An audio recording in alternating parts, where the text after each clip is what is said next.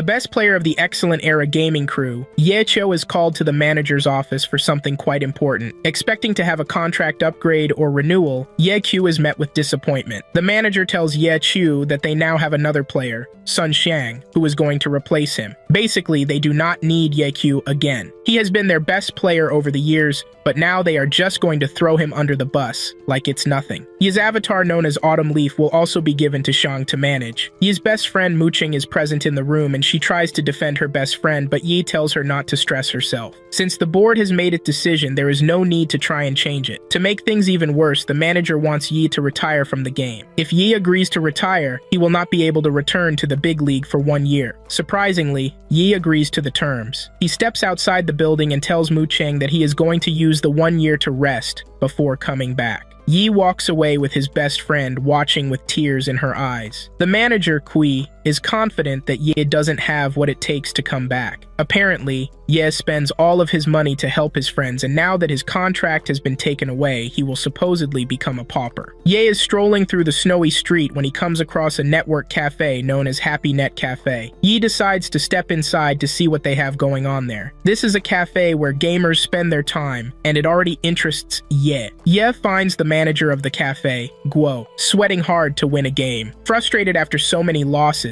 she slams her fist on the table before standing up. She passes the headphones to Ye, telling him to try out the game. Guo has already lost 52 times, and this is what keeps ringing in her head. She forgot to log out of her account, but just as she turns back to go and do it, she is shocked to see that Ye has finished the game that she has been trying to beat for so long. It immediately dawns on Guo that Ye might be a professional at the game. In fact, Ye might be the all-popular Ye Kui of the excellent era, she thinks. Guo decides to check Ye's ID to confirm her suspicions. However, she is left with disappointment when she realizes that Ye is registered as Ye Shu instead of Ye Chu. Guo immediately throws away her assumption that Ye is the popular best player. Since Guo is the manager of the cafe, Ye asks for a job at the cafe. Surprisingly, Guo agrees to hire Ye at the cafe as long as he completes the challenge to defeat her in a 1 versus 1 match. Not long after this, the announcement to open the District 10 League comes on. While everyone is registering for the league, Ye is busy reading the beginner's manual. This further adds to Guo's disappointment, commenting on the fact that she thought Ye was a pro. Ye replies that he is actually a pro, and he is the actual Ye Cho, but there is no way in hell that Guo is believing this. Ye tries to convince Guo, but she is just so adamant about the fact that Ye cannot be the best player that everyone adores. Mocking Ye, Guo tells Ye that she is also Mu Qing. Ye registers for the league, and he picks an unspecialized character, unlike others. Ye calls himself Lord Grimm, and upon entering the gaming world, he makes his way to a chest where he claims an umbrella weapon. The name of the weapon is the 1000 Chance Umbrella, and it is still in level 5. This doesn't seem to worry Ye since he is ready to level up the weapon to his taste. That night, Guo sleeps off, while Ye stays on the game. Ye's first target is the game boss, Phantom Cat. Yi soon finds another party going after the cat. A particularly weird guy, Moon, is the one who put together the party. He claims to be a pro, and he is ready to help the rookies in taking down the cat. Yi joins his party alongside a few other rookies. The party soon comes across the cat, and in no time, the cat attacks them. Because of their uncoordinated attacks, the cat seems to be getting the upper hand. It starts to pick them off one by one. However, Ye is standing in the distance, staying away from the fight. It is as if he wants to see what is going to happen in the end. Another highlight is the fact that Moon is retaining his HP while the others are getting trashed. The entirety of the party soon dies off, leaving only Moon alive. The cat comes after Moon and pins him down. Moon asks for Ye's help, but he refuses. Yi tells Moon that he knows his plan all along. Apparently, Moon intentionally led the rookies to a cat they can't defeat, so he can pick up their loot once they were dead. Moon is surprised that Ye has seen through his plan. Moon then offers Ye the chance to split the loot, but Ye refuses. Ye tells Moon that he doesn't need his help. Ye is going to defeat the cat all by himself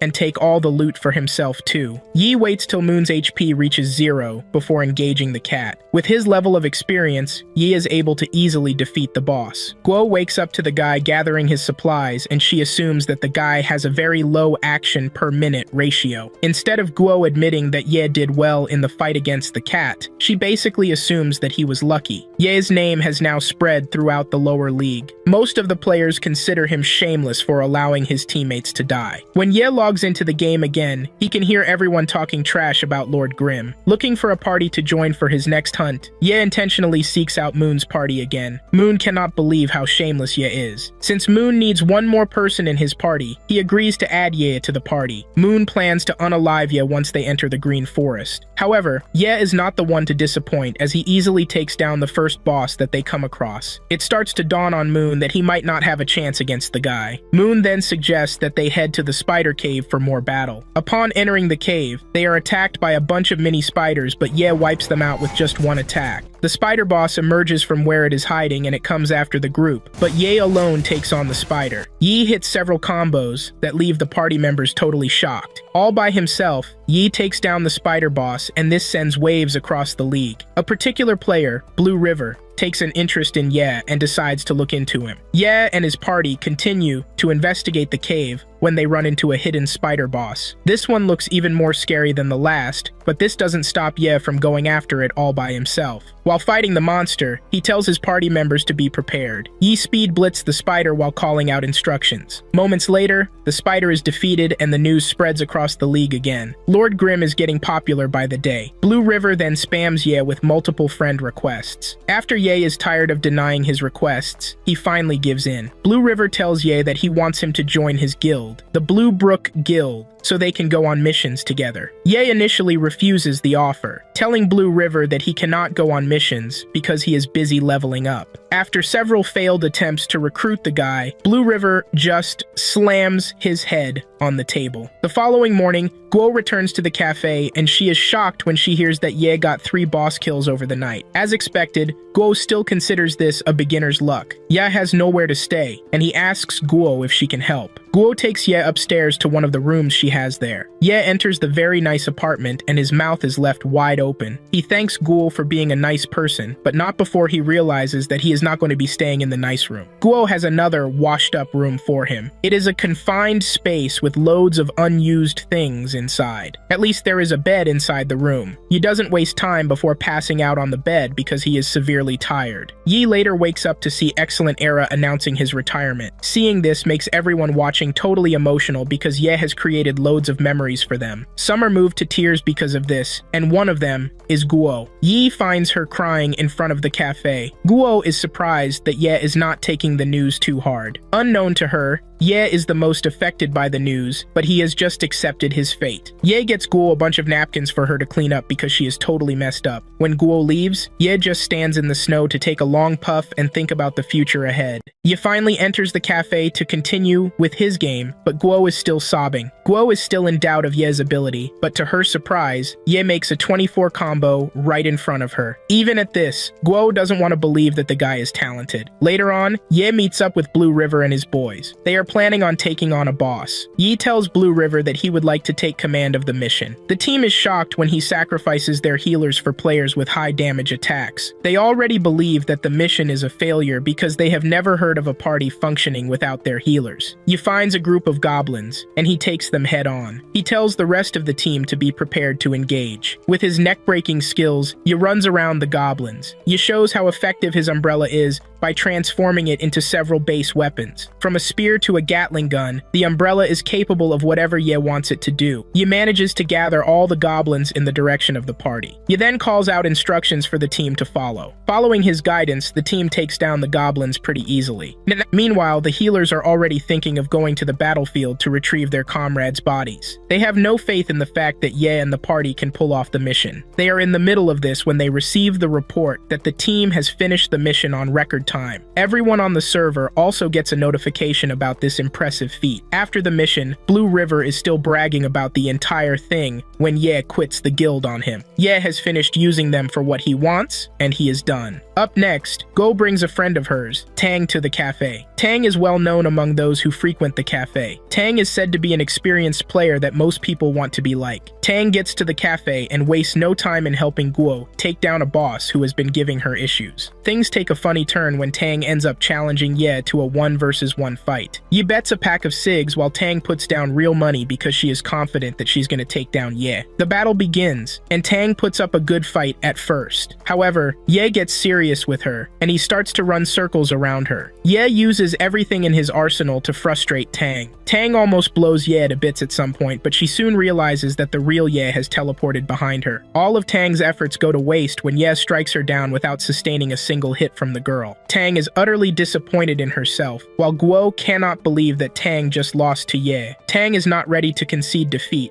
and she places another bet. Ye doesn't want to honor the request, since he only sees himself bullying the girl. However, Tang insists on this. Yi has no choice but to agree to the fight. As expected, the fight ends the same way. Yi beats Tang to a pulp, but Tang continues to challenge Ye until the guy now has a load of money. Tang still doesn't want to give up, but Ye is already tired of trashing her around. Tang is glued to her seat as she tries to figure out what is wrong. Ye doesn't make things easy because every opportunity he gets, he trash talks Tang. Tang was their hero at the cafe, but Ye just trashed her like she was nothing. Ye tells Tang that the game is not entirely based on the actions per minute ratio. Experiences are also needed when it comes to dealing with the game. Ye takes his money and walks out of the cafe to spend it on whatever trash he can find. Tang is the most stubborn person ever. She is not going to give up on trying to defeat Ye. Tang tells Guo that she is going to train to defeat Ye. Later on, Ye comes back to the cafe with fries. This is something he bought with the money he won from Tang. Talk about being cruel. Tang, on the other hand, is creating a new Glory account. She wants to use an unspecialized character just like her newly found rival. However, Guo manages to convince her to play as a battle mage. Tang agrees to this, and together, they start checking through the training files that Guo has on her computer. These files that she collected about Ye Cho when he was a battle mage. Ye sees what the two are doing and tells them not to waste their time. He reminds them that the files are already outdated. Ye wrote the instructions years ago, but now he is offering to tutor Tang physically. As expected, Tang refuses the offer, and she heads to the novice village to start leveling up. Later that day, Ye catches on to the info that some guilds are trying to take down a certain difficult boss. Yi enters the party when things are getting rough.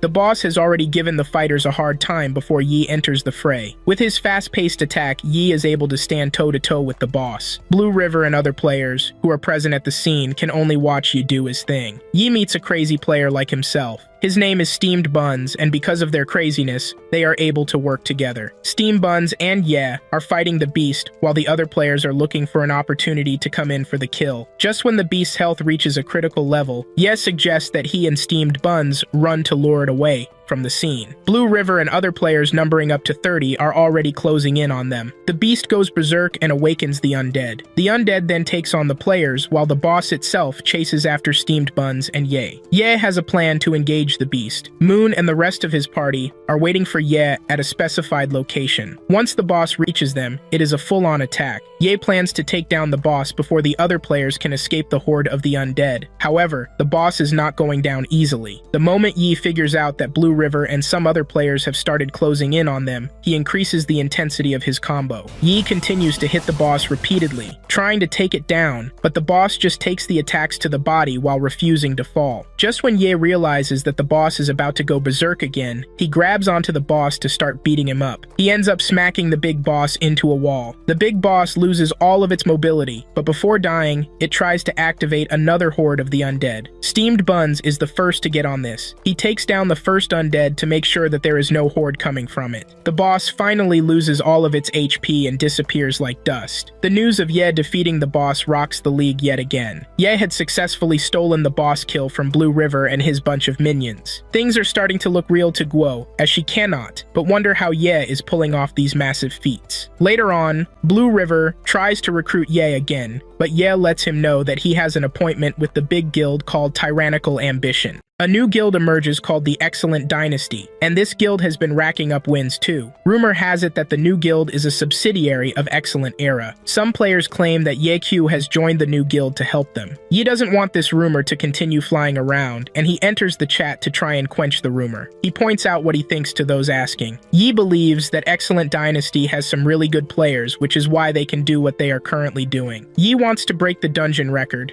but to do this, Tang believes that he is going to need at least 5 men. Yi decides to put together a team to help with this mission. Guo already assumes that Ye is going to select her as the team's launcher, but Ye, being who he is, might disappoint her ass. Meanwhile, Sun Xiang is getting popular by the day. He is helping Excellent Era pull some impressive missions. Ye then decides to watch one of their games. Everyone is cheering for Sun Xiang and Excellent Era, but the way Ye is looking at things, he is convinced that Excellent Era is going to lose the game. Ye tells Guo that Xiang is arrogant, which will force him not to play alongside his team members. The game is a team-based game, and there is not much that Xiang can do by himself. However, Guo disagrees with Ye on this. She reminds Ye that Xiang is a fabulous player. Instead of arguing with Guo, Ye just ignores her. Sheng goes against another player, Shu. Mu Cheng is also present on the battlefield alongside Sheng. The commentators believe that Mu Cheng is doing fine without Ye, but Ye can see that Mu Cheng is not.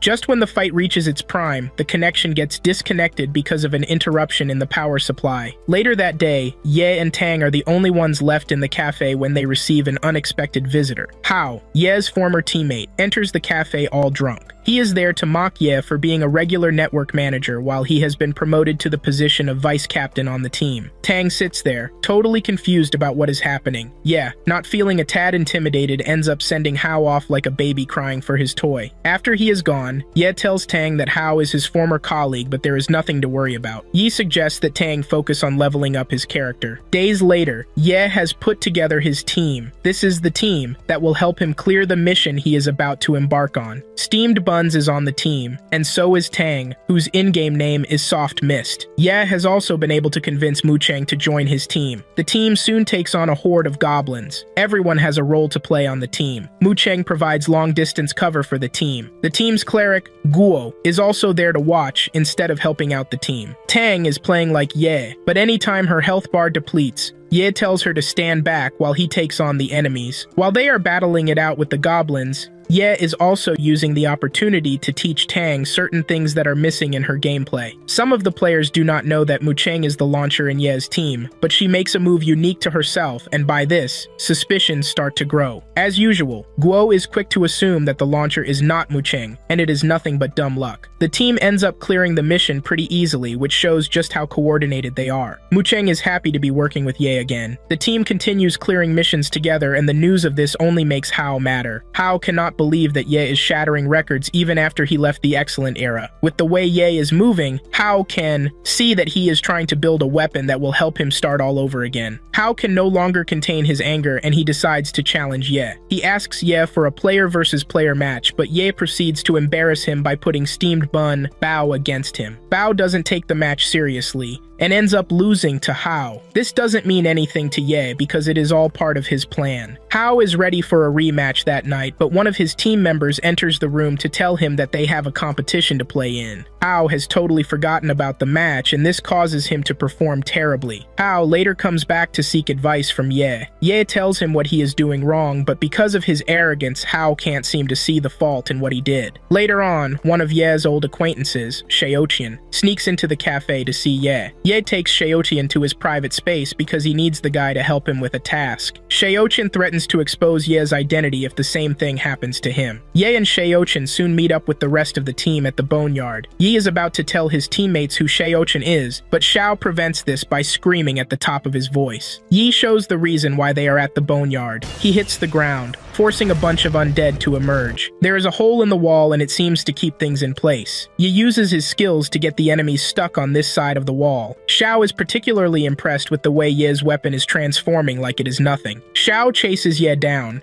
asking him how he managed to make his weapon the way it is. Ye then reveals that he has been building up the weapon by hunting down monsters. Yi still uses this opportunity to trash talk Xiao. While you were busy messing around, I was working on my weapon sort of thing. The Boneyard boss soon showed up to engage the team. Ye and Xiao worked together to try and get the boss stuck in the wall. Xiao's character is a show of elegance and flexibility, proving to the team members that he is no rookie. He might be talkative even more than Bao, but he's got the skills at least. After a short battle with the boss, they are able to smack into the wall. The conversation about Hao then comes up. Yi knows that Hao only wanted to learn about the team's tactics, but he didn't care. He still allowed him to partner with them, but as expected, Ye had everything planned out. Ye considers Hao a professional gamer and he just wants to use the guy the way he sees fit. To continue with his plan, Ye invites Xiao to the Blue Brook Guild. Ye urges Xiao to sit tight and focus on the mission at hand. Even when he is serious, Xiao cannot but yap like a freaking parrot. When Hao hears that Ye's team has cleared his previous record even faster than he did it, he immediately becomes interested in the new member who was added to the team. Just by looking at Xiao's profile, Hao easily figures out that he is the one. After the mission, Xiaoshan prepares to leave the cafe. He is still worried about Hao, but Ye tries to tell him not to. Xiao sees Hao as a wolf in sheep's clothing. At the excellent building, Hao gets the idea that Mucheng is helping out Ye's team. However, there is no proof to support this because he is also trying to maintain his identity. Mucheng still has a 1.5-year contract with Excellent Era. This means Ye will have to wait till then before he can fully have Mucheng to himself. Even though Ye will be 26 by then, he still trusts in his skills. When it is time for Xiao to leave, Ye makes sure to collect the fee for the time he spent at the cafe. Ye and his team are carrying out a mission when they are suddenly attacked by a character, Plantago Seed. His real name is Wang, and he is the captain of Tiny Herb. Wang intentionally fought Ye and his team to figure out who Lord Grimm is. Wang is defeated by Ye and his team, but Wang already has the information that he wants. With the way Lord Grimm is fighting, Wang knows he is up against Ye. Wang is also a top player who is respected in the gaming world. He is so good that he has his own character, which is a magician. Wang puts together his team, and he hands them player IDs for District 6. Their instruction is to eliminate Lord Grimm. One of the team members, Ifan, wonders why professionals like them are going after a rookie. Ifan teams up with another player to go after Ye. Ye is able to stand his ground against these two professional players. Ye even causes Ifan's teammate to hurt him by swiftly dodging his attack. The two players are good at combining their techniques, but they just cannot touch Ye. Ye is just on another level as he taps his keyboard aggressively, leaving Ifan and his teammate in the dust. Those who are physically present with Ye at the cafe can only watch and marvel at just how fast the guy is. Ye is inputting each action so fast that the game itself barely has time to react to his combos. Yi creates an array of light that sends Ifan off his foot. Even with this, Ifan remains determined and he still comes after Ye again. Ifan uses his stealth skills to try and surprise Ye, but Ye is more than capable of seeing this before it happens. Ye dodges the attack and hits Ifan with a counterattack. Ye is about to finish Ifan off, but one of his team members shows up just in time to drop a cloud of smoke, hoping it will impair Ye's vision. They are shocked when Ye emerges from the smoke to knock Ifan into a wall. Ye turns his attention toward the just arriving teammate. However, before Ye can beat him to a pulp, Wang himself arrives at the scene. In fact, Wang is serious about the hunt because the entire gang is with him. Wang tells his team members that they have one mission only, and this is to defeat Lord Grimm. Wang then tells his team members who are ignorant that Lord Grimm is Ye. Ye is considered the boss of bosses in the game, which is why Wang wants them to take him down.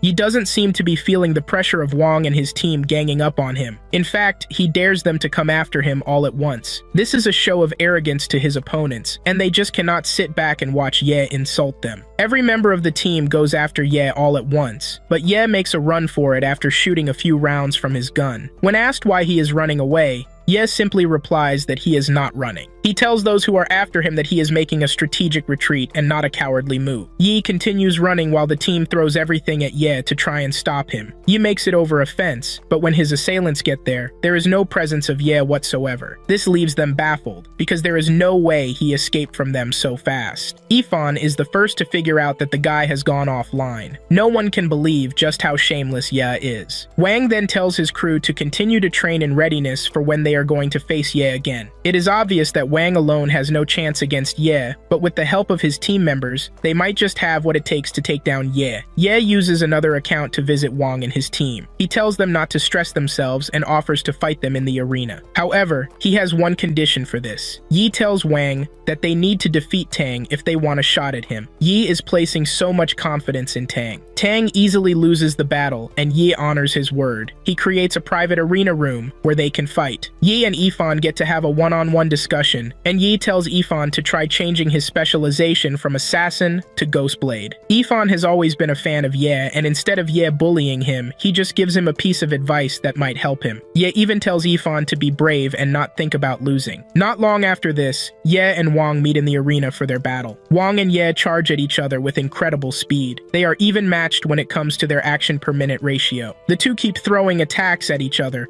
but because of their skills, they both block the attacks. Ye decides to use an environmental attack by pushing a pillar on Wang. Some of Wang's teammates don't like this because they believe Ye is playing dirty. Fire erupts from the arena grounds, making Ye look cool. However, being the magician that he is, Wang creates an iced wall to block out the fire. Wang is finally tapping into his real skills since he is up against a pro. He has no reason to hold back whatsoever, and the match between him and Ye is just pure entertainment for those who are watching. After a few minutes of battle, the match ends as a draw. After the battle, Ye remains confident because he has earned a lot. He is even arrogant enough to tell Wang that he tried. Wang, on the other hand, takes this very seriously, and he plans to keep practicing. Ye is packing up the number of dead keyboards he has used in his room when Tang shows up to tell him that Wang invited her to join his guild. As expected, Tang refuses the offer. Ye tells Tang to continue practicing because she is going to turn pro with the right dedication. On the other hand, Ifan has taken Ye's advice. He switches his area of specialization from being an assassin to a Ghostblade. All he now has to do is put in the work. Later on, Bao shows up at the cafe in person. Bao claims to be on a trip but decides to say hello to Ye. With the way he acts and talks, Ye realizes that the guy is just the same as his in-game character. Ye, Tang, and Bao visit the game trading center to buy pieces of equipment that will be useful for them. Meanwhile, those who want him crushed are still working around the clock. While surfing through the market, Bao comes across a nice weapon, but Ye refuses to buy it for him. Yi tells him that the equipment is too expensive even though it is rated orange equipment. Ye finds a Blue Brook trader and sells to him the spider thread he previously won from them. At the Heavenly Domain, Lord Grimm's name has started to pop up. He is gaining attention from the big boys already. Some believe he is a fluke, while some think they should take Lord Grimm pretty seriously. While Ye is busy going around, getting the things he needs, some players are stalking him, waiting for the right opportunity to strike. Yi meets up with the rest of the team at the Desolate Lands. While he is discussing with Bao, Bao's intuition tells him that someone is watching them. Bao immediately gets on this, in an attempt to fish out the culprit. Bao sneaks around the corner and runs into the player stalking them. Bao wastes no time in attacking the player. This leaves a cloud of dust in the area, but when the dust clears, it turns out that the player is none other than Yifan. Ye is surprised to see Yifan, and particularly the fact that the boy has taken his advice. Ye actually came to the Desolate Lands to talk to Ye. Ye then tells the boy that he is free to practice with him and his team members. Bao reminds Ye that he felt a murderous intent around them, and since Yifan is not the one, he wonders who it might be. Ye lets Bao know that he is not wrong. It turns out that a bunch of players are watching them from above.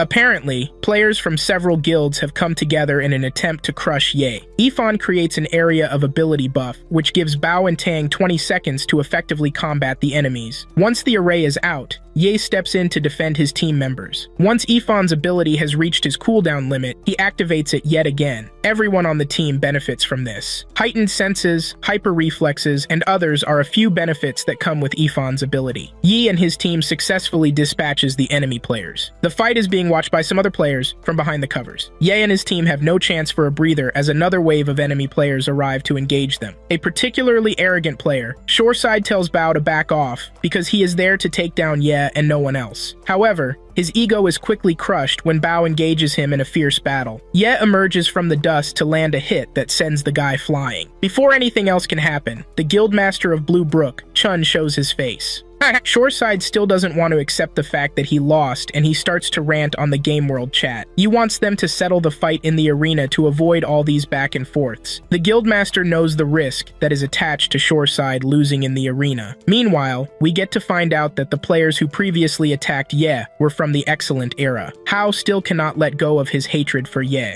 Ye had once denied his application to join the team, because Ye believed that he was not fit for the team. Hao has held this resentment inside him since then. Later on, Ye tells Ifan that he is creating a new plan, and this plan includes Ifan. In fact, he is going to play a huge role if the plan is to succeed. However, Ye wants Ifan to level up before the mission. He gives him 3 chances to do that, letting him know that 3 chances is all it takes. Ifan initially doesn't believe he can pull this off, but Ifan remembers Ye's words of encouragement, and this pushes him to lock in. Up next, Ye takes over Guo's character to fight Shoreside in the arena. Guo's character specialization is a launcher, and no one thinks Ye is going to have what it takes to pull this off. Shoreside comes after Ye, splitting himself to confuse the guy. However, Ye simply launches a bunch of blasts from the cannon to fish out the real Shoreside. To get some speed and get closer to Shoreside, Ye throws the cannon into the air. This gives him time to reach Shoreside. Ye delivers a surprise attack that hits Shoreside in the tummy. Before Shoreside can get the chance to get himself back into the fight, Ye gets hold of the cannon and delivers a powerful shot that ends the fight. All it took Ye to defeat Shoreside was 30 seconds, and everyone was blown away by this feat. Shao's guildmaster Yu watches the fight and easily figures out that Lord Grimm is a pro. Shao tries to sneak out of the room, but Yu calls him back. Yu looks at Grimm's records while he forces Shao to stay with him. Yu is able to piece the puzzle together to realize that Lord Grimm is Ye Q. In fact, he is able to figure out that Shao created another character, Flowing Tree, to join Ye's team. Shao is a terrible liar, and since Yu has already put the pieces together, Shao has no choice but to come clean. Shao tells Yu that it is going to take Ye Q for at least 1 year to build up his character and reach the big league. Up next, Yi finds out that there is a new blogger called Concealed Light, who writes articles about the events in the game. The guy even predicts events and stuff that will happen. Later on, Shao contacts Ye to let him know that he has been busted. Shao is in the middle of this chat with Ye when the captain enters. He catches Shao talking to Ye, and he uses the opportunity to demand a duel against Ye. Ye honors the request, and shortly afterward, the two meet in the arena. Yu is not playing around as he shows up to fight with his main character. The two charge against each other, launching several attacks at each other. Yu doesn't have a high APM, but he has the experience he needs to stand in the same ring with Ye. Even Ye knows that Yu with a high APM will be a tough rival. Yu tries to trap Ye in a ring of fire, but Ye easily breaks free. He goes after Yu, but he dodges the attack. At the end of the match, the two point out their weaknesses for each other like proper gamers. Yu then tells Shao that Ye's character will be a problem for them once he levels up the character. Yu leaves Shao to watch the match replay, and just by the way Yi's character moves, Shao realizes that they are in for a long ride. Yi is so fast that even the camera finds it difficult to track his movements. Shao logs into the game to challenge Ye, but Ye ignores his ass, telling the guy that he has other things to do. Ye needs money, and to get money, he needs to complete missions. He doesn't have the liberty to sit around and play useless matches with Shao. After Ye is done studying Concealed Light's article, he comes to the conclusion that the guy is a noob, but he is somewhat good. Not long after this, Mooching arrives at the cafe with a scarf covering her face to conceal her identity. Everyone on the Excellent Era team was known except Ye Chu, who kept his identity and face hidden. This is the reason Guo still cannot believe that the legend, Ye Q, is in her cafe playing games. Guo tells Ye that she is bored at home, which is why she came to see him. Later on, Ye logs in back to the game. And just as suspected, there are a bunch of players who want his head. Mooching believes that Hao is the one playing tricks again. It turns out that not only Ye is being hunted, every member of his team is being hunted. Bao is hiding in a well, hoping that his assailants will run past him. However, a weird player finds Bao in the well where he is hiding. The player is now left to face off with Bao inside a tight well. Well, this will most likely not end well for him. Before Bao can knock out the guy, he quickly comes clean, telling Bao that he is not a bad person. He only entered the well to help him, he says. The guy sends Bao a friend request, and from there, Bao realizes that the weird guy is Concealed Light. Bao believes that his pursuers have left, and he bursts out of the well to make a run for it. However, the people chasing him are still in the area. Another round of chase begins, but Bao suddenly hears someone communicating with him and giving him directions to run to. Bao follows this stranger's lead and ends up losing those who are after him. Just as he turns around, he sees Concealed Light staring at him again. It turns out that Concealed Light was the one giving him directions. Concealed Light has observed the pursuers to know how many they are. Yi then contacts Bao, telling him to rendezvous with him in the Kanji forest. Bao suggests that Concealed Light lure away the assailants while he makes a run for the forest, but Concealed Light stops him, telling him that he knows a better route to take. It turns out that this joint team of bandits is made of excellent era players and players from Tyrannical Ambition. These two guilds are rivals, but they have come together to hunt Lord Grimm. Yi makes it to the Kanji forest, but he keeps getting requests from Xiao, asking for a duel. Yi then suggests that Xiao meets him in the forest. Xiao foolishly accepts the request, but before he knows what is happening,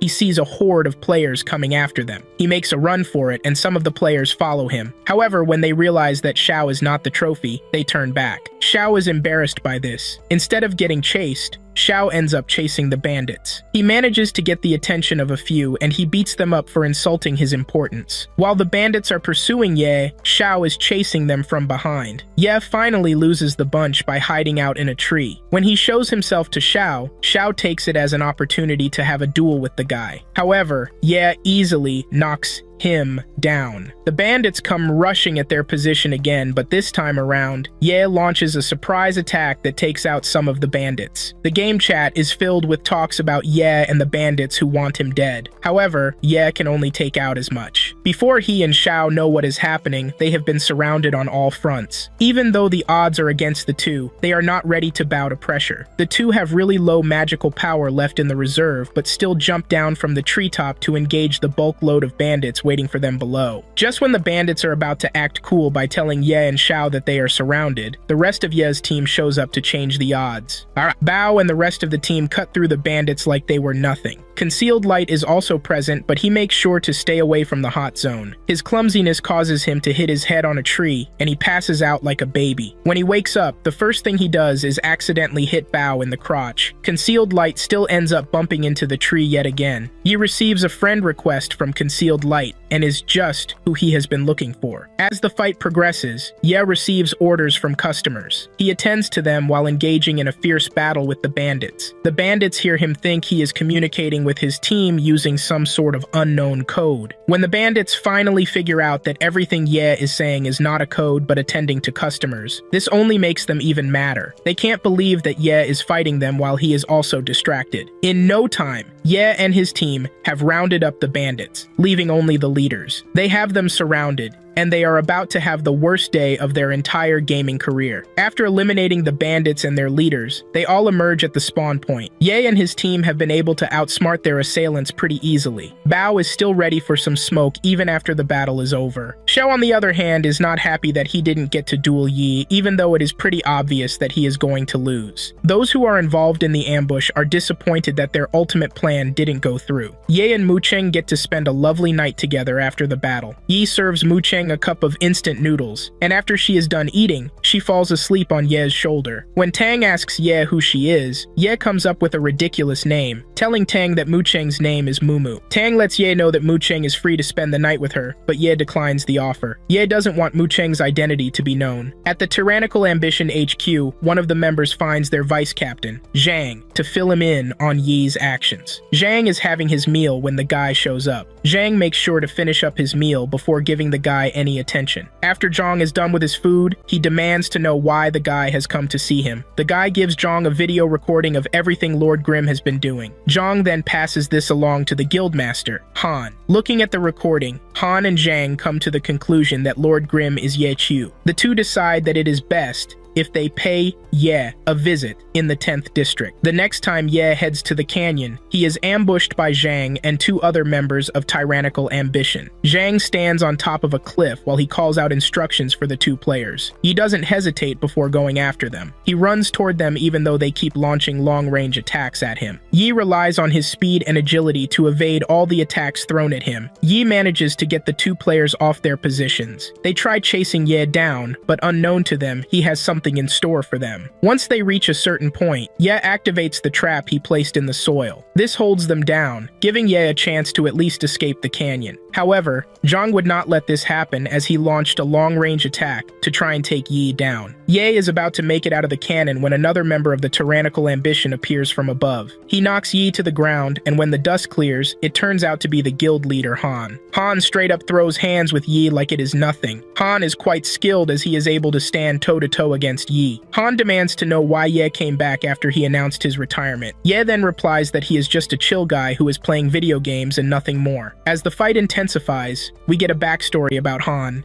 and Ye. It turns out that the two were friends before. They were the top two players in the game. However, the two ended up being opponents when Han got a contract from Tyrannical Ambition and Ye Cho got a contract from Excellent Era. This further sparked their rivalry, and when the Pro Alliance League launched, the two ended up facing each other in the final. It was a close battle, but Ye came out on top. Han might have lost, but he vowed to never give up until he gives Tyrannical Ambition a taste of what victory is. Yi also vowed not to back down, and since then, their rivalry has been legendary. Now, in the present day, the two friends turned rivals continue to throw hands in the canyon. However, out of respect for each other, they back down. Han asks Ye if he is coming back to the big league, and Ye lets him know that he can bet on it. Ye wants to rest 1 year before entering the big league again. The duo logs off the game, waiting to meet at the big league when Ye finally makes his return. After his retirement and his preparation to set up a new team in the previous season, Ye Cho, known as Ye Shu, known as Glory Textbook and Lord Grimm, now works in an internet cafe as a manager. Ye Cho is seen having a meeting with his team members. He tells them that they need to get into the pro entrance game and finally into the Pro Alliance. His new team called Happy are to compete in the online multiplayer game known as Glory, which has over 100 million users worldwide. With the beginning of the new season on the new server, everything sets out to be a challenge. Mr. Kui, who is the manager of the Excellent Era Club where Ye Chu was once a captain, came to see Ye Q. He proposes that Ye Q comes back or stops his ambitions of having his own team, but Ye turns him down. Later on, Ye logs into the game with Lord Grimm's account card. Lord Grimm, who is using an unspecialized character at the moment, needs to level up. He sits at a window and watches as Steamed Bun tries to recruit more players to the guild. While he is there, Tang and Mu Cheng have a discussion with Lord Grimm about how they plan to go about the dungeon mission. He tells them not to worry because he has invited some friends. Up next, we see Arisaima, the guild leader of Herb Garden, Wandering Peak, the guild leader of Tyranny, and Changing Spring, the guild leader of Blue Brook. The three leaders devise a plan to slow down Lord Grimm's guild from leveling up. They are aware that he is going after the dungeon demon that night. If he fails to clear the demon, he won't level up. They decide to send 15 spies to disrupt Lord Grimm's plans under the guise that they are helping him. It is time to go against the demon, and Lord Grimm's men all follow his instructions, but the spies are about to sabotage him. Lord Grimm removes everyone he discovers that is not following his instructions from the guild. Happy finally defeat the demon. After defeating the boss, Lord Grimm thanks the spies and tells them that he knows their motives. He says they will not have been able to defeat the demon if not for them. He offers them the chance to join his guild, but all the spies leave except one. Lord Grimm asks the spy to tell him to reveal his identity, and the spy says he is Blue Brook. But Grimm sees through him and says he is Blue River. The spy is surprised by this. His name is Peerless Looks, and he is a member of the Blue River Guild. Peerless Looks says he has nothing to do, and that is the reason he wants to join the guild. Grimm then announces on the group chat that all newcomers should go to Peerless Looks for any information they want. The guild leaders all complain that Happy has poached some of their high-level players. Blue River then tells the other guilds that Lord Grimm is no one other than Ye Q. Blue River says this is the reason all accomplished jumped trains to join Happy. The guild leaders say they can't go after Happy without any reason, but they can go after All Accomplished because no one likes him and he likes to kill steals. Soon afterward, the other guilds decide to attack All Accomplished at the Thousand Lakes. They attack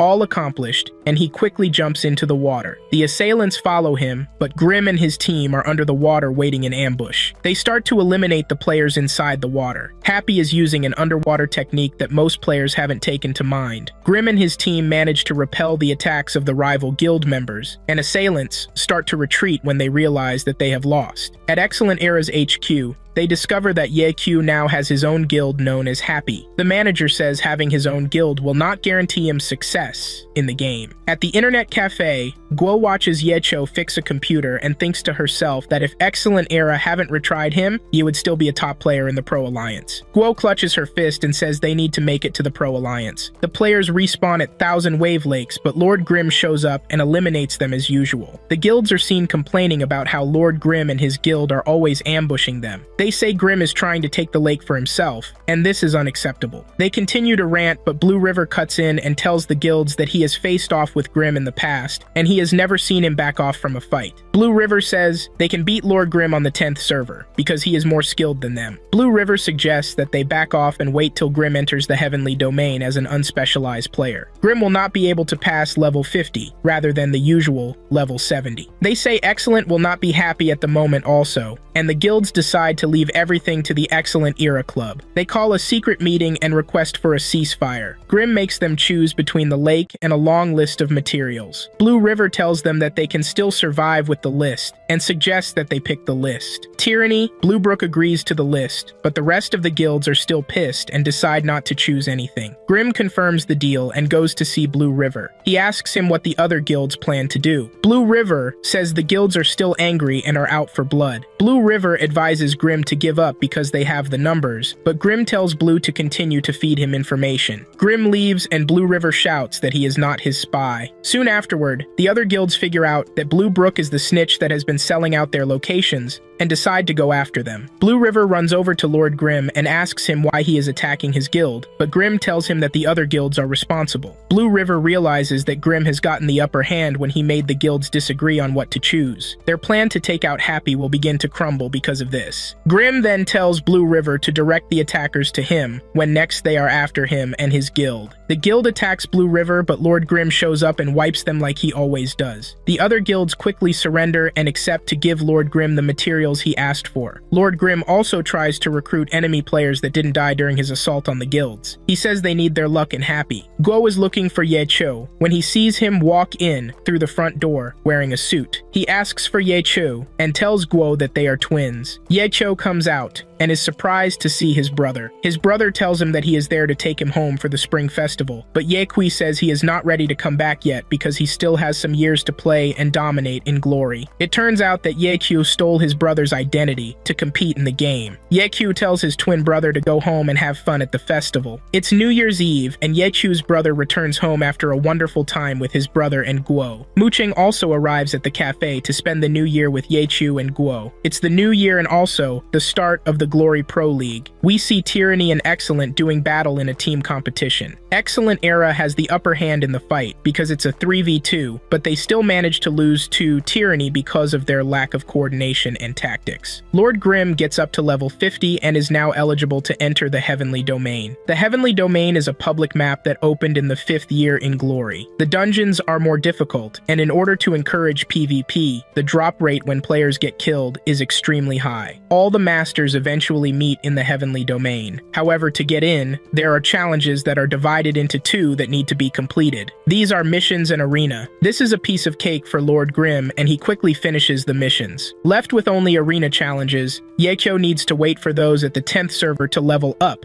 before he can challenge them. Soon afterward, a guy walks in to challenge Yecho. He says he is from the 8th server and reminds Ye that he can pretty much challenge people from other servers too. Ye practically wrote Glory's handbook, and he forgot this simple setting. With this, Ye blitzed through the arena challenges and defeated all who get in his way. At Excellent Era's HQ, Mr. Kui is informed of Yekyu's progress and he gets pissed. He tells the team that Ye is now their rival and they should be prepared because they know how skilled Ye is. After clearing the arena missions, Lord Grimm enters the Heavenly Domain. Ye and Guo walk around and say he needs to be careful because Excellent Era will be hunting him. Moments later, Lulan Slash and his guild called the Heavenly Justice approaches Ye. Guo tells Ye that he has nothing to fear from Lulan because he is not there to hunt him. Lulan commends Lord Grimm on his achievement of leveling up into the Heavenly Domain even though he is level 50. He asks if Lord Grimm has another account, and Grimm says he has one in the first servers. He tells Lulan that his account ID is One Autumn Leaf,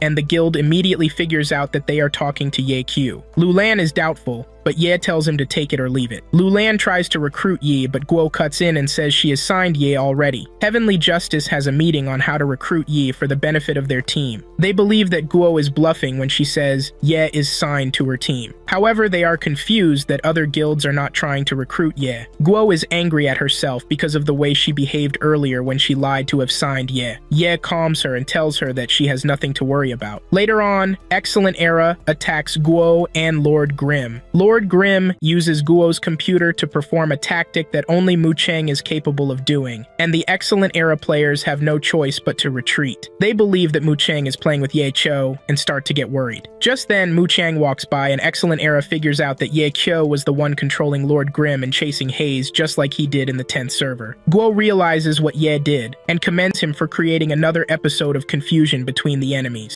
Lord Grimm invites Lulan for a meeting, offers Lulan the chance to use his name and status as a marketing strategy for Heavenly Justice. He says he will join Lulan's guild, and Lulan says he needs to think about it. Guo is worried, but Ye assures her not to overturn because they have already agreed to build their own team. While they are playing games, Guo notices that most of the customers usually disturb Ye Cho. She decides to move his office to the room upstairs. Guo says it's not much, but Ye tells her that all new teams start from somewhere before making it big. Ye teases Guo about how she is paying a professional league player the wages of a cafe manager. Guo suggests she gives him a raise, but Ye says as long as he has a place to sleep and what to eat, he is perfectly okay. Later on, Lulan invites Grimm to the Heavenly Justice City. He says he has accepted Ye's offer and he immediately adds him to the guild. The duo shakes hands and Ye says Lulan has wasted no time and has started marketing. Before leaving, Lulan says Ye should fight some of his top players because he needs to be sure if Grimm is the real Ye Q. Lord Grimm accepts the challenge and defeats Lulan's players with ease. Grimm says they won't get anywhere with their level of skill once they hit the Pro League.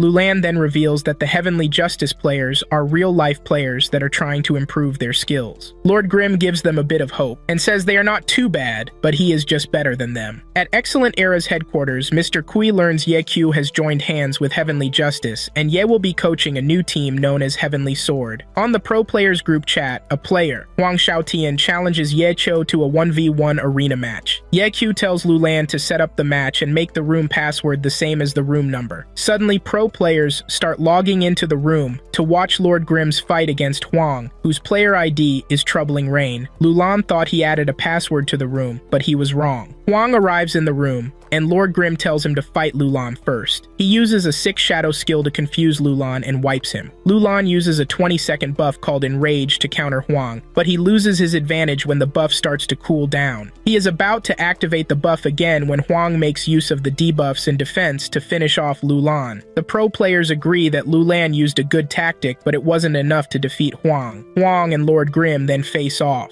He goes after Lord Grimm, but Lord Grimm uses his self-made silver umbrella to punish Huang on several occasions. Suddenly, Huang is able to predict Grimm's next move. Hunog predicts Lord Grimm's move, but he was not able to anticipate the counter move Grimm made with his Shadow Clone ability, and Huang ends up losing the fight. Huang is surprised that Grimm is able to cope with his trash talking, and Lulan reveals that he had the mics on mute before the match started. However, all other game sounds are active, and this is how Grimm is able to anticipate him. All the other pro players want to fight Grimm, but Grimm refuses and says it is bedtime already. At Excellent Era's HQ, Mr. Kui is angry that some of the pro players attended Grimm's private match and scolds them for making him more popular. Kui decides that he will be the one to play the identity card first. Guo tells Yeqiu that she is constructing a training room for the team, but informs Yeqiu to check the news. Yeqiu discovers that all the other teams have confirmed to the press that Lord Grimm is Yeqiu. Excellent Era also tells the press that Yeqiu retired on a good basis with them and is surprised that he is back in the game again. Guo is furious that Excellent Era is lying, but Yeqiu tells her to calm down. Just then, Heavenly Justice announces that their team, the Heavenly Sword, has been registered for Season 9 of Glory's Pro League. When asked about Yeqiu, the Heavenly Sword simply denies having Yeqiu on their team and says Lord Grimm is their secret weapon. Guo realizes that Ye Cho already has everything planned out. He says he only used that to promote the Heavenly Sword and reduce the target on his back. This puts the teams and players in confusion again. They begin to question the identity behind Lord Grimm. Soon afterward, Guo and Yeqiu log into the game and visit a level 55 area called Chalktown. Lord Grimm tells Guo that they are there to scrap pick. This is a situation where you pick off loot that is dropped by dead enemy players. They arrive at the location to realize that Herb Garden, Excellent Dynasty, and Blue Brook guilds are there to defeat the boss. Grimm tricks the guilds into believing that he is supporting one of them and creates a ruckus between them. He sits back and watches as the three guilds slay each other. Just when Lord Grimm is about to start picking the loot, a popular scrap picker called Deception swoops in and steals everything right in front of him. Lord Grimm and Guo chase Deception to a building and trap him there. Guo discovers that Deception is matching up with Yekyu's skills. He even has around the same APM, action per minute, as Yekyu. Deception backs Lord Grimm and uses a skill to escape, but Lord Grimm anticipates him and blocks the exit. Deception is surprised that Grimm is able to anticipate the move, but unknown to him, Yecho was looking at Guo's computer screen at that moment. The trio settles down to have a conversation, but Tulip and the Excellent Dynasty arrive to spoil the fun. Deception escapes and Grimm follows him, but Guo decides to stay behind. Turns out she has a past experience with Tulip and wanted revenge, but Tulip and her guilds kill Guo. She faces Yecho and cries that she just lost a purple weapon. Yecho tells her to watch how he is going to handle the situation. Deception is surrounded by Tulip and her party, but Deception still manages to hold his ground. Lord Grimm appears from where he is hiding and laughs at how poor Tulip and her friends are. Lord Grimm heads straight for Tulip and kills her. He acquires her orange weapon after that, and Guo thanks him. Tulip chats in the Excellent Dynasty group chat and tells the guild how Deception and Lord Grimm are bullies. She adds that they have stolen her weapon also. The Excellent Dynasty captain quickly sends 20 of his men to find Lord Grimm and Deception. He instructs them to kill the duo and also make sure to collect Lord Grimm's silver weapon. Lord Grimm and Deception are running away when 5 other players arrive to help. The 7 men ace the party of 20, and this infuriates the Excellent Dynasty captain. He picks up his phone and calls the captain of Excellent Era, Sun Xiang, to tell him that Lord Grimm and the Heavenly Sword are currently in-game. Fortunately for Excellent Era, they have 5 alternate account cards on the ready. They log in and find Grimm and his team. They attack Grimm and his men without holding back. Sun uses the dragon-raising head skill that is famous to Lord Grimm. Sun and his team mock Lord Grimm and say he is able to do his infamous tactics perfectly. He regards Yekyo as history and has been replaced already. Sun and his team do everything to get under Yekyo's skin, but it doesn't seem to move him. Sun says Yekyo is going down today. Yekyo mentions their real name and they realize that he already knows that it is them, even with their alt accounts. This puts fear in the Heavenly Sword because they know that they are no match for Sun and his team. Sun is attacked by Deception, but he waves off the attack easily, and Yecho says he is just showing off.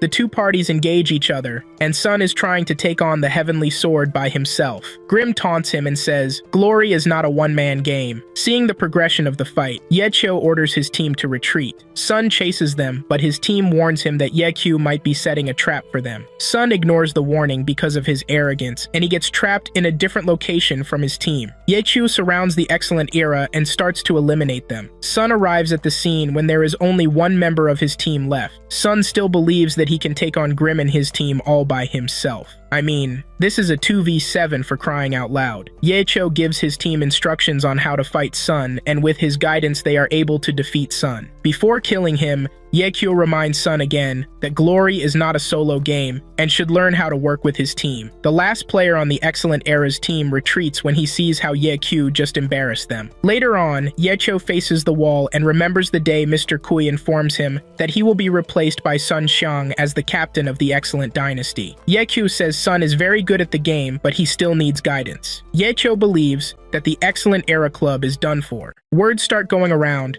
that Lord Grimm is in cahoots with Deception. Excellent Era has decided to put an in-game bounty on Lord Grimm, Deception, and the Heavenly Sword team. Yecho sees this and says the money can be useful for him. He can transfer all his assets and materials to other accounts. However, he needs money to fund the accounts and make them level up. He realizes that he can use the bounty money to fund his plan. He informs Lulan about his plan to transfer all their assets to another account, so that their present account will be liable to be killed. Lulan accepts the deal and says it's good. Yechu contacts one of his friends who runs a studio that specializes in killing wanted players and collecting their bounties. Soon afterward, Excellent Era receives lots of videos from the studios that indicate that they have killed the players they wanted. 1,500 kills in total, and now Excellent Era is owing them $150,000. Excellent Era has no proof that the studio cheated and has no choice but to pay them the fee. Lulan then contacts Yechu and informs him that the funds have been received. Yechu goes downstairs and sees the customers complaining bitterly about something. Guo tells Yechu that Excellent Era has lost another professional league match. The fans start to complain that Sun Xiang isn't at his best. The team loses another match yet again, and their ranking will drop if they lose one more match. Samsara of the Thunderclap Club is at his best this season and is helping out the team. One morning, a man arrives at the cafe and asks for Ye Q. Go takes him to Ye Q and asks who he is. Ye Q tells him that the man is the Excellent Era's club boss, Tao. The boss offers Ye Q a return to the Excellent Era as a coach. Ye Q says he is not interested because he prefers to be on the field. Tao says Ye Q needs to understand that the league is not about victory alone. They need to make the fans and sponsors happy. He gives Yecho a touching speech about how the fans love him, but Yecho says he isn't ready to change his mind. The boss says they have been friends in the past and feels bad about how their relationship turned out. Yecho says he will leave the league on his own terms this time around. He adds that Excellent Era might get knocked out of the league, but the boss says they will be back in a year even if that happens. As a gesture of goodwill because of the past, the boss says Yechu can ask for any account he wants, and he will transfer it to him, even if it is one autumn leaf.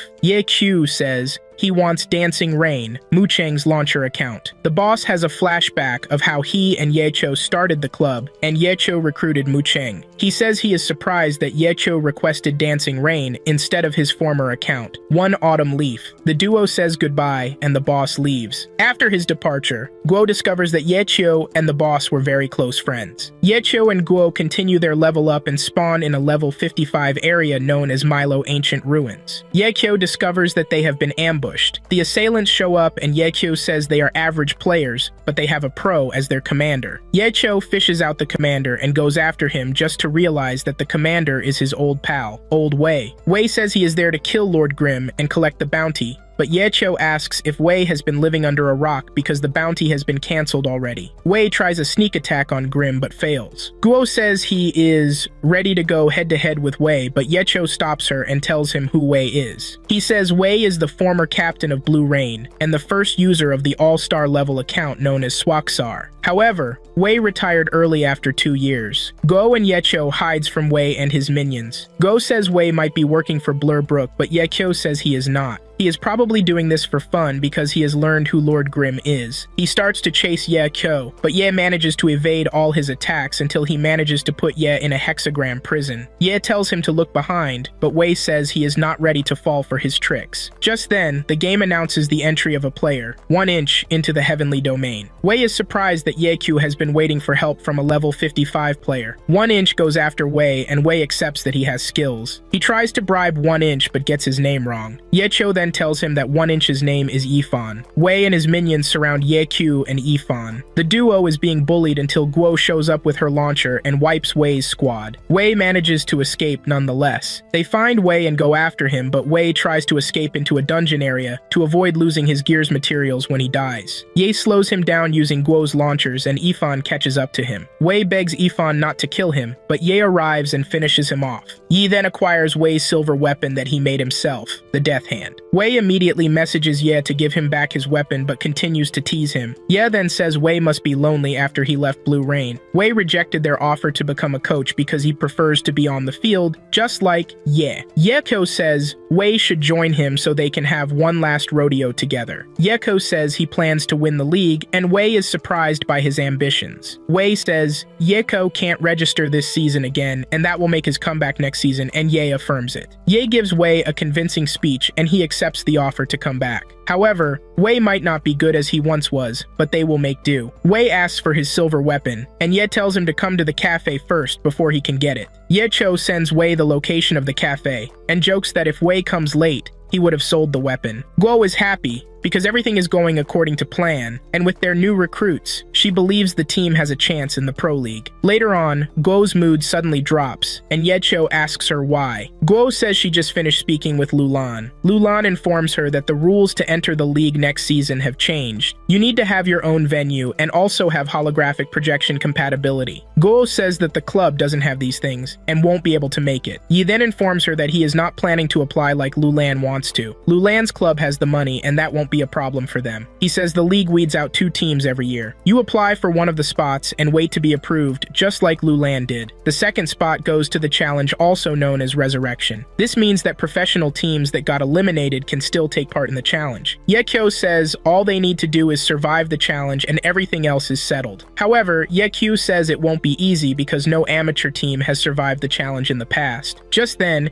Yecho receives news that they are out of money and the materials they need are also not enough. Lord Grimm logs into the lower ranks to see Blue River. He asks him for some materials and the warehouse settings for Blue Brook. Blue River tells him the in-game boss is available to be defeated. Yecho then intentionally announces on the World Group chat that Happy is going after the Topaz Knight boss. The other guilds say they need to crack the boss before Happy does, but start having doubts that Happy might be deceiving them. Yakko then sends the Happy elites to the Western Wilderness. The guild sees this and sends another troop to the Western Wilderness to block Happy. With their troops scattered, the Topaz Knight wipes the first team, and Yecho and Happy have the opportunity to swoop in and finish the boss. The boss drops a lot of loot, and Happy is excited to see plenty of goodies. Yecho then gets the warehouse system from Blue River and tells Guo that most of the materials they got from the boss are not useful for him because he is in the heavenly domain and would need better materials to upgrade his weapon. Just then, Wei calls Yecho to heavenly domain and tells him that the guilds are trying to crack a boss. Meanwhile, the guilds are having an arena match to decide which guild will get the boss. Yecho realizes that Wei is still in the Blue Brook guild and tells him to go after the boss. The guilds just have their winner when they are informed that Blue Brook is cracking the boss. This causes a fight between the guilds because they believe that Blue Brook is dishonest. Wei leads the boss to where Yecho and Happy are camping. Yecho and the team start to crack the boss, but Ye receives a message from the guild leaders. They say the boss is like a tradition to the guilds, and is very important that one of them gets to crack it. They offer to give Yecho all the materials he needs, and Yecho accepts the offer. Yecho also gets Wei the materials he needs also, and Ye calls off the attack on the boss. The winning guild then has the chance to take care of the boss. Blue Brook discovers that Wei is the spy hiding in their guild and kicks him out. With all the materials he now has, Yekko upgrades his already powerful weapon to be even more deadly. Yekko then decides to create a main Tank Knight account to get into the other guilds as a spy.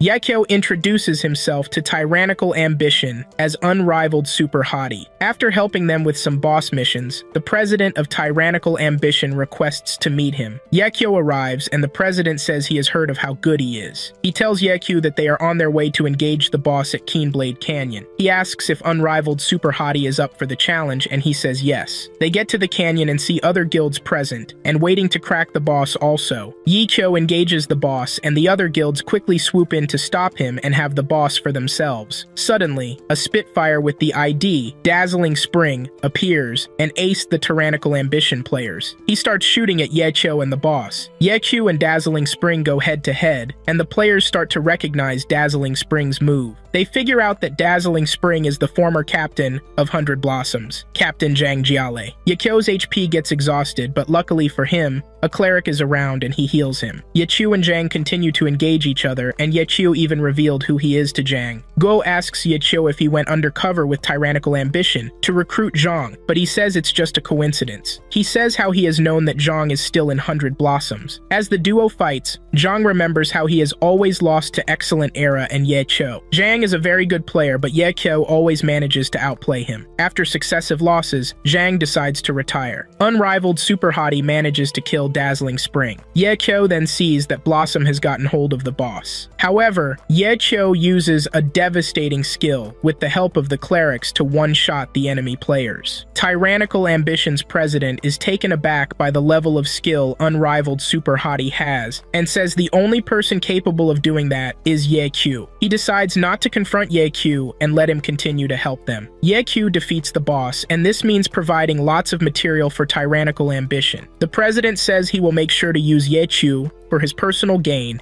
and take everything he has to offer. Later on, Yecho messages Zhang and thanks him for not revealing his identity during their fight. He offers Zhang to join his team so they can compete together in the league. Zhang refuses the offer and says he wants to win the championship on his own accord. They wish each other good luck in case they meet the following season. Guo laments that Zhang would have been a great addition to the team, and Yecho agrees. Because of his encounter and victory over Zhang, Hadi becomes popular among the folks. His services are requested by almost everyone. Just then, Tyrannical Ambition's president arrives to tell him that his help is needed to defeat the level 70 boss of the North Bridge. They arrive at the bridge and realize that the boss aggroes anyone that steps a foot on the bridge. Tyrannical Ambition is still thinking about how to engage the boss when Zhang arrives. He uses his aerial skills to his advantage and begins to engage the boss. Yecho jumps up there to challenge him while the clerics try to heal him. Zhang almost defeats Yecho, if not for the timed intervention of the cleric, known as Cold Hands. Hadi and Dazzling Spring wrestle each other into the river, and Yecho messages Tyrannical Ambition's president that he has left them to deal with the boss. Other guilds also join in the fight to take down the boss. Yecho and Zhang swim out of the river. Zhang says Ye would have died if not for the cleric's intervention. It then dawns on Zhang that Yecho is actually there to scout the cleric. This is the reason he went undercover with Tyrannical Ambition. Yecho says the cleric still has flaws, but what he needs is training to be able to perform well in a team. Zhang says he is still playing for Blossom because he owes it to them to make it to the championship. He retired when they needed him the most, and he is now back to make things right. After their conversation, Zhang leaves to help Blossom with the boss. He gets to the bridge and wipes the boss. Guo realizes that Yecho went to Tyrannical Ambition for a cleric and is surprised by his play. Yecho tells her to talk to Cold Hands and try to recruit him to the team. Guo finds Cold Hands and informs him that she is putting together a team and would like him to join. To everyone's surprise, Cold Hands already figured out that Hadi is Yecho, and he is the one putting together the team. He asks Guo a series of questions like the payment, accommodation, and other plans. Guo doesn't know what to say and tells Ye to talk to Cold Hands instead. Yecho tells Cold Hands that there are no certainties at the moment and the team still needs a lot of practice. Cold Hands is glad when he hears that Mu Cheng will join the team once they qualify for the league. Cold Hands says this is a good opportunity for him to become a pro and accepts the offer. Yechu tells him the name of the team is Happy when he asks for it. Yechu says they currently have 4 people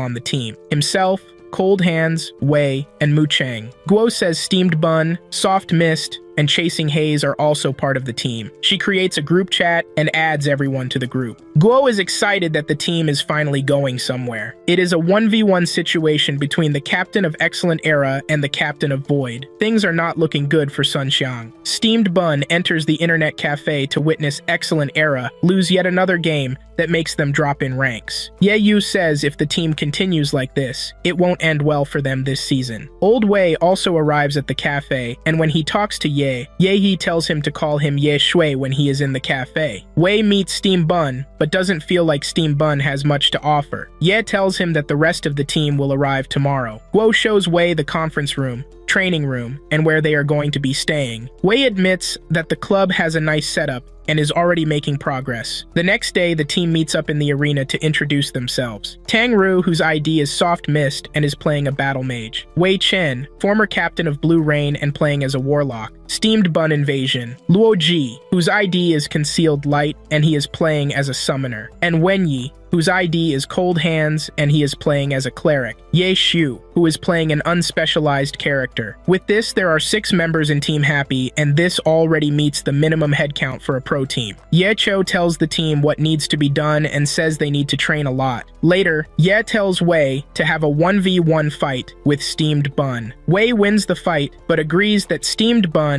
has very good skills for someone who just started playing the game 4 months ago. Wei 1v1 Tang and she goes all out on him. Wei had to surrender in the end. Wei admits that Ye Kui made a good decision by selecting the players on the team. The team continues to train and they show good improvement during their training course. It's another match competition and Excellent Era loses the match. This drops them down the ranks to 19th on the table. This means that if Excellent Era doesn't make it out of that position, they are definitely going to be eliminated from the league. Excellent Era decides to announce in a press conference that their captain Sun Xiang is stepping down because of illness. Yicho knows that this is a lie. Sun has been removed because the team doesn't listen to him again. The Excellent Era is not playing as a team again, and all they do is show off during their matches, for example, Liu Hao. Yecho then says Sun Xiang can still be recruited later on as a sign of hope for the fans. He adds that Excellent Era just played their cards right in case they relegate. Soon afterward, Guo announces to the team that they have officially been registered for the challenge. She is excited and offers to pay for dinner. As they leave the cafe, they find out in a press conference that Excellent Era has been eliminated from the league and would compete in the challenge next season. Wei starts having worries that the Excellent Era might end their hopes of getting into the league before it even begins. Wei says Excellent Era might have deliberately lost in the league just to be able to knock out Happy in the challenge. Wei asks if Ye Kyo is ready to end the club he co-created. They arrive at a restaurant and are shocked to find Tao and Mr. Kui in the restaurant also. Tao and his manager leave the restaurant after an awkward session between the two clubs. Yekyo texts Tao and tells him to be afraid, and this infuriates Tao. However, Yekyo is able to deduce from the conversation that Tao will not play dirty during the competition. Later on, it is revealed that Tao already has signed a secret weapon. He has signed Glory's #1 mechanic and a great tactician,